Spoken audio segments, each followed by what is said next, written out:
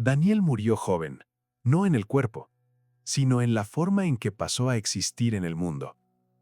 Existe un tipo de muerte silenciosa que nadie comenta. Sucede cuando la persona aún se despierta temprano, aún responde mensajes, aún cumple obligaciones, pero ya no siente presencia en nada. Tal vez conoces esto, tal vez estés viviendo esto. Es cuando la vida se vuelve un conjunto de reacciones automáticas.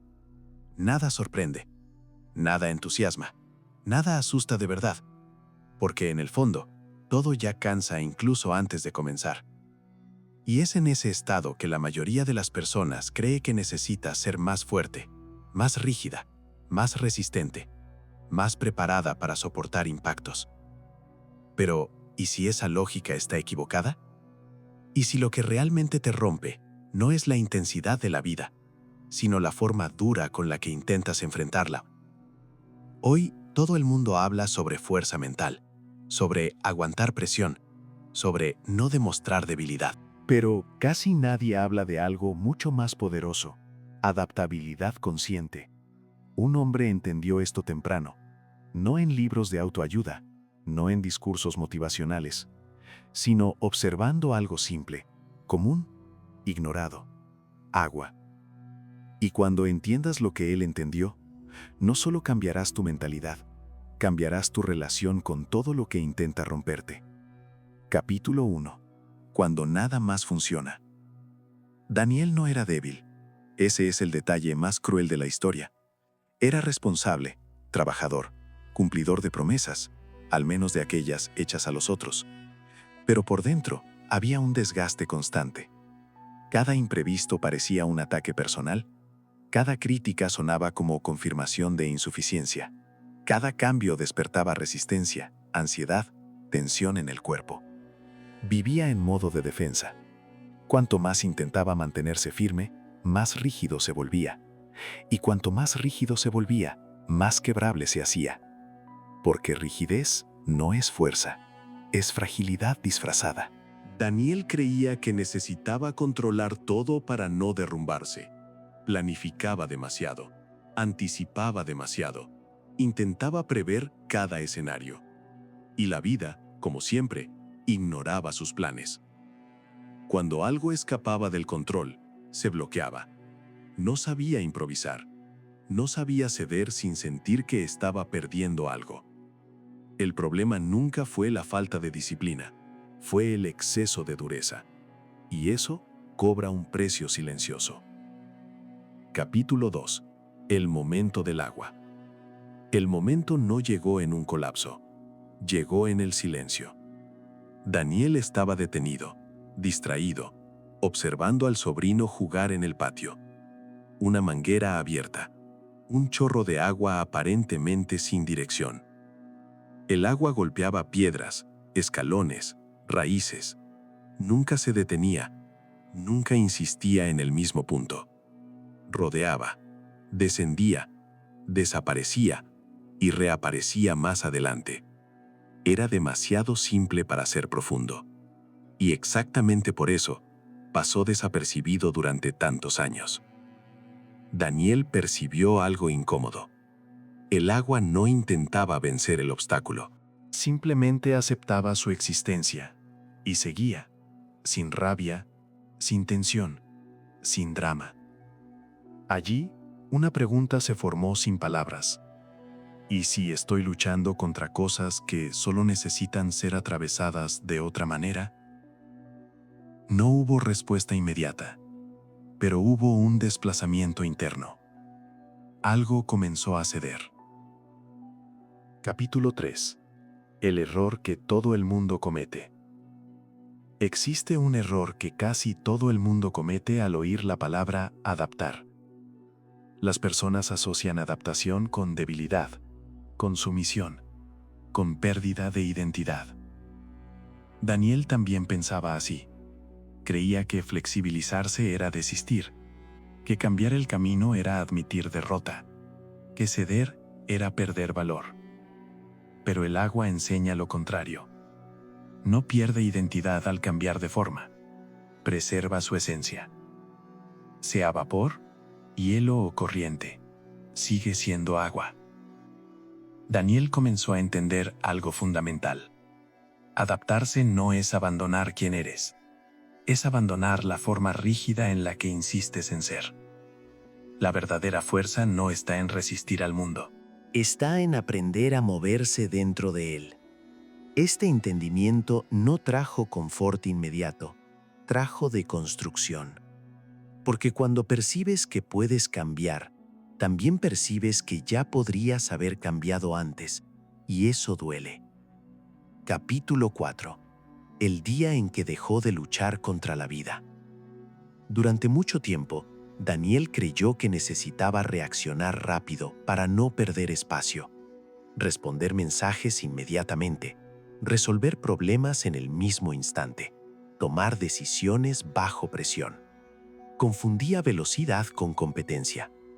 Pero después del momento del agua, algo comenzó a cambiar, no externamente, internamente. Cuando surgía un problema, ya no corría para combatirlo, se detenía, observaba. Al comienzo, esto generaba incomodidad. La mente gritaba que estaba siendo lento, pasivo, débil. Pero Daniel percibió algo curioso. Cuanto menos reaccionaba por impulso, más claridad surgía. Comenzó a notar patrones, problemas que se repetían, conflictos que no eran personales, solo circunstanciales. Demandas que parecían urgentes, pero no eran esenciales. La vida continuaba lanzando desafíos, pero ahora no se arrojaba contra ellos como una pared. Se movía como terreno. Y eso hizo que algo inesperado ocurriera. La vida comenzó a perder el poder de desorganizarlo por dentro. Capítulo 5. Vaciar el vaso. Daniel percibió que el mayor obstáculo no estaba afuera, estaba adentro. Era el exceso de certezas, de opiniones listas, de respuestas automáticas. Llevaba la mente demasiado llena, llena de expectativas, llena de juicios, llena de ideas fijas sobre cómo las cosas deberían ser. Entonces creó un hábito simple. Todos los días, antes de comenzar cualquier actividad, se sentaba en silencio por algunos minutos, no para pensar mejor, sino para pensar menos. Imaginaba su propia mente como un vaso lleno hasta el borde, y poco a poco lo vaciaba. Soltaba la necesidad de tener razón, soltaba la prisa por entender todo, soltaba el impulso de controlar el resultado. Ese vaciamiento no lo volvía vacío, lo volvía disponible. Disponible para percibir matices, disponible para cambiar de ruta, disponible para ver oportunidades donde antes solo veía resistencia. Un vaso vacío no pierde valor, gana función. Capítulo 6. La mente flexible. Daniel comenzó a percibir algo que antes pasaba desapercibido. La mayoría de los dolores venía de la rigidez mental. Cuando algo no salía como se esperaba, la mente se bloqueaba. Creaba narrativas fijas. Esto no puede suceder. Esto no es justo. Esto no estaba en los planes. Y cuanto más rígida la narrativa, mayor el sufrimiento. La mente flexible funciona diferente. No se apega a una única interpretación, se mueve. Daniel comenzó a cuestionar sus propios pensamientos, no para combatirlos, sino para no obedecerlos automáticamente. Comenzó a preguntarse, ¿esta es la única forma de ver esto? ¿Existe otra lectura posible? Si esto no es un problema, ¿qué puede ser? Este hábito no eliminó dificultades, Pero eliminó la desesperación. La mente dejó de ser una prisión. Se volvió un pasaje. Y Daniel comenzó a experimentar algo raro. Ligereza en medio del caos. Capítulo 7. Responder, no reaccionar. Durante años, Daniel vivía en modo reacción. Alguien decía algo atravesado, él se cerraba. Surgía un problema, el cuerpo se tensionaba. Aparecía una crítica, la mente entraba en defensa. Reaccionar parecía natural, pero reaccionar siempre cobra un precio, porque reacción no es elección. es reflejo. Cuando Daniel comenzó a observar más y reaccionar menos, percibió algo esencial. Entre el estímulo y la respuesta existe un espacio, y en ese espacio vive la libertad. Comenzó a sentir el impulso subir, la presión en el pecho, la voluntad de contestar, el deseo de justificarse, y no actuar inmediatamente. Eso no lo volvía apático, lo volvía preciso. Responder exigía presencia, exigía conciencia, exigía silencio interno. Como el agua, que no choca por impulso, sino que responde a la forma del terreno, Daniel comenzó a actuar con economía de energía, menos desgaste, menos conflicto innecesario, más eficacia. Percibió que muchas batallas no necesitaban ser ganadas, solo necesitaban ser atravesadas. Capítulo 8. Cuando el mundo dice no. Los no continuaron llegando, puertas cerradas, respuestas negativas, proyectos que no avanzaban. La diferencia ahora era interna. Antes, cada no parecía un juicio personal, una confirmación de inadecuación, un golpe a la identidad. Ahora, Daniel veía de otro modo. El agua no se ofende cuando encuentra una pared, entiende el mensaje. Pasó a tratar rechazos como información, no como sentencia, como ajuste de ruta, no como fracaso. Si ese camino no se abría, otro necesitaba ser explorado, sin drama, sin insistencia ciega. Eso lo cambió todo, porque mientras muchos insistían en puertas cerradas, Daniel ya estaba del otro lado, por un camino que nadie había visto. No por genialidad, sino por adaptabilidad. Capítulo 9. La fuerza que no hace ruido. La transformación de Daniel no fue explosiva, fue silenciosa. No hubo anuncios, no hubo discursos, no hubo necesidad de probar nada. Pero quien convivía con él lo sentía. Ya no se desesperaba, no se endurecía, no colapsaba. Había una firmeza tranquila en su postura, una estabilidad que no venía del control, sino de la confianza en adaptarse. No necesitaba saber exactamente lo que vendría. Sabía que sabría manejarlo. Esa es la fuerza que no hace ruido, la fuerza que no intimida, sino que sostiene. La fuerza que no reacciona, responde. Daniel no se volvió invencible, se volvió irrompible, porque lo que no es rígido, no se parte. Capítulo 10. La verdad sobre ser irrompible. Durante mucho tiempo, Daniel confundió ser irrompible con ser invulnerable. Creía que las personas fuertes eran aquellas que nunca caían, nunca dudaban, nunca demostraban duda. Pero la vida mostró otra cosa. Cayó varias veces después del cambio, perdió oportunidades, tomó decisiones equivocadas, sintió miedo. La diferencia es que nada de eso lo paralizaba más. Ser irrompible no significa ausencia de impacto, significa ausencia de aprisionamiento. Lo que rompe a las personas no es la caída, es quedarse atrapadas en la caída. El agua se desploma desde alturas absurdas, pero en el instante siguiente ya está fluyendo nuevamente. Daniel entendió que el secreto no era evitar el sufrimiento, sino no construir identidad en torno a él. Pasó a caer sin definirse por la caída, a errar sin convertirse en el error, a perder sin perderse. Eso es irrompible. Capítulo 11. Tú ya eres agua. Existe una ironía silenciosa en todo esto. Daniel pasó años buscando afuera algo que siempre estuvo adentro.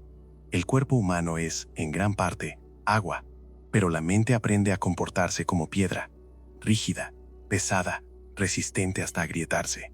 Cuando percibió eso, algo cambió profundamente. No se trataba de aprender algo nuevo, se trataba de recordar. Recordar que la adaptación no es una habilidad externa, es una característica natural. Cuando dejas de luchar contra el flujo de la vida comienza a moverse contigo.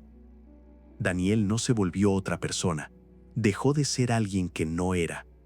El agua no necesita probar fuerza, simplemente continúa. Y tú también puedes. Capítulo 12. El camino sin camino. Daniel llegó a una conclusión que desmonta casi todo lo que nos enseñaron. No existe un camino fijo, No existe una fórmula permanente, no existe una versión final de ti. Existe adaptación continua. El error no es cambiar de dirección. El error es insistir en un camino que ya no tiene sentido. El agua nunca se culpa por cambiar de curso. Entiende el terreno. Daniel dejó de preguntar ¿cuál es el camino correcto? Pasó a preguntar ¿cuál es el movimiento más coherente ahora? Esa pregunta simple eliminó peso, eliminó culpa, eliminó la obsesión por el control. La vida dejó de ser una batalla. Se volvió una travesía. Conclusión. Sé agua. La vida no se volverá más fácil. Esa es una promesa honesta. Los obstáculos seguirán surgiendo. Los cambios seguirán ocurriendo. Los planes seguirán fallando. La cuestión nunca fue evitar eso. La verdadera pregunta es, ¿te endurecerás o fluirás? Porque todo lo que es rígido se rompe tarde o temprano. Y todo lo que fluye encuentra un camino. Ser agua no es desistir. Es persistir sin destruirse. No intentes ser más duro que la vida. Esa es una guerra perdida. Sé más adaptable que cualquier cosa que ella coloque en tu camino. Y cuando el próximo obstáculo surja, no preguntes ¿por qué conmigo? Pregunta ¿por dónde puedo fluir ahora? Porque la transformación no comienza cuando vences a la vida. Comienza cuando aprendes a moverte con ella. Sé agua y observa todo cambiar. Nos vemos en el próximo video y sigue el camino.